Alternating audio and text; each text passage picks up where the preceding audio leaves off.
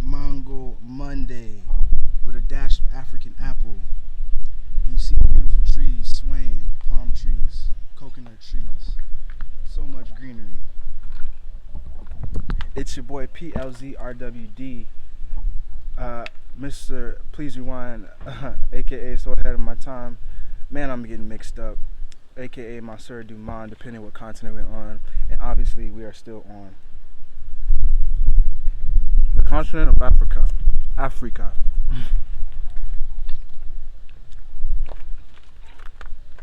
Man, I'm feeling relaxed. I'm feeling blessed. 1 week into the lockdown, as you can see, very cozy.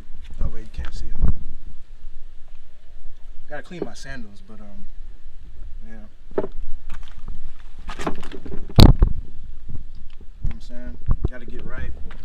Even on this lockdown, didn't get a haircut, but my hair is laid. You know what I'm saying? But hey, let me fix this up a little bit. Just a little bit. Can you see me? Can you hear me? How's my mic sounding? I actually got a mic on here today. My mic by Movo. It gets in the way sometimes. I just like to run and gun. You know what I'm saying? But so we are 1 week into the lockdown here in Ghana.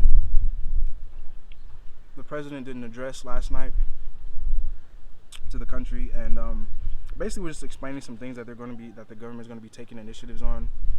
They are going to be providing free food during this lockdown for the citizens of Ghana. For the next 3 months, they're providing free water and I believe electricity as well for the months of April, May, and June. I'm sorry, give me a second. I know how to pick mangoes.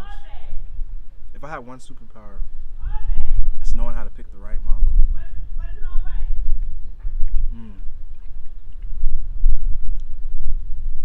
I beg. But yeah, he also addressed some crazy things that have been showing up and circulating through Ghana media with officers enforcing or doing police brutality, basically. The military police and the military. I mean the police and the military police. But both of them have been on guard, even by the fruit stand, even been the market where I get my fruit from. But I mean, I haven't had any problems. I just mind my business, get my fruit, and return on home. That's it. That's my outing for the day during this lockdown. Get my fruit and get back to the crib. But he addressed some of those things, and some people are saying that some of the photos or videos are fake. But hey, they said they're doing investigations to figure all that stuff out, and hopefully they figure it out, because from what I've been seeing, it's a little overboard. I just seen something about somebody actually getting killed. Not sure if it was in Accra, but apparently someone put their hands on one of the cops and then they shot them dead. I didn't see the video, just seen a photo of somebody's body laying on the ground covered in a pool of blood. A little graphic, but these are things that are circulating around. So as you can see, like, as I've been here my time in Africa, even before I got here, I've been delving and, you know, getting more into the media side of things, like you know, Ghana media, and just really, you know, following things, being in the know, staying in the know, especially in this time of crisis with this, you know, the Rona. I mean, I'm not too worried about it. I'm actually more worried about my family in America. Like, I actually just called my grandfather yesterday, and I'm going to say this publicly, and I said this to my grandfather, my grandmother, that I'm ashamed of myself. It was the first time I called them, and in 420. I mean, 420, 2020. Sorry. We're gonna cut that. Hey, cut. Well, it was the first time I called them in all of 2020, which is, I should be ashamed of myself, right? I know. I said that. That was the first thing I said to my grandmother. First thing that I said, even before asking how she was doing. And she said, "You should."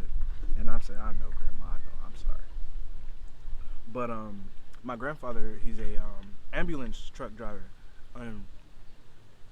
He cares for a lot of old people there, and other old people in the area where he lives in South Carolina. I mean, he told me some of the routes that he drives, but you know, who knows? But whether his when his routes change or not. But he's saying it's not as bad as where they are. They're in a very, very small town in South Carolina, so they have no problem social distancing. But he is still working, and that makes me very, very afraid. Like, I knew he had done this before, but I didn't even think to check on him, during this pandemic. I thought maybe he was just like not working at all. But talked to him yesterday. He is working, and I actually heard from my father that he was getting work orders to.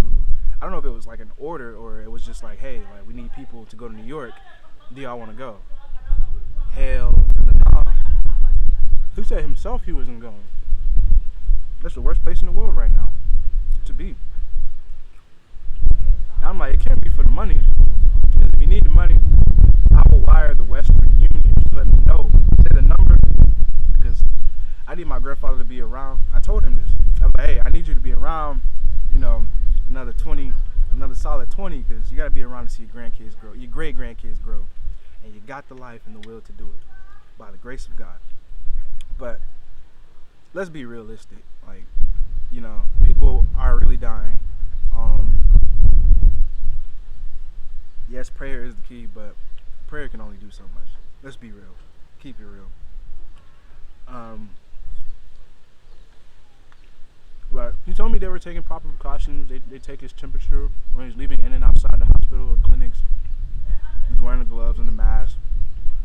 Say he's staying safe and things like that. But obviously, that stuff can only work so much because even the healthcare workers are dying. So I don't know. I still feel some type of way about him still working because it is getting like worse. And I mean, just because you're not living in an area where it doesn't exist doesn't mean you're not catching it in transition from place to place. Because he drives to a few major cities around where they live in South Carolina, like the Florence area. But hey, I don't know. I might call him again today, a little later on tonight. It'll be later on this evening, because I'm like, hey, like, I just don't want him working, period. Like, I have one family member on my mother's side that has it, and I actually just got an update yesterday to say that his breathing is getting better, and his wife is also healing as well. They both were diagnosed, and it's actually the last, what do you call that? The last man on my mom's side of the family that carries her maiden name, basically. It's the last man that's alive that carries her maiden name. So, very dear to my mother. But we received updates yesterday. They're doing well, which is a beautiful thing. But yeah, I gotta talk to my grandfather again because I don't even want him to be around that right now. That's like, I know you gotta keep your job, but you gotta keep your life too. We want you to keep your life. Might have to call up my aunts and uncles like, hey, look, can we all put something together so Grandpa can be here for his great grandkids? I beg, please. Do this for me. Don't do it for me, do it for Grandpa. Well, hell, we'll work it out. I get like $50 or something from everybody, and then we all put this together. It's a good amount. It's like 10 of us that can probably do that. It's $100. But hey, Grandpa, relax. He's up in age. He's pushing his late 60s. Almost at 70, I think. I lost count a little bit, but hey, I know he's up there in age, so I just want to be around here to see his great grandkids grow, because he got his grandkids, they grown. I'm the oldest grandchild. Yeah, I'm the oldest grandchild. I think the next one is my cousin Kylo, but hey, that's besides the point. I need him around for like another 20 or 30, God willing. But yeah, man.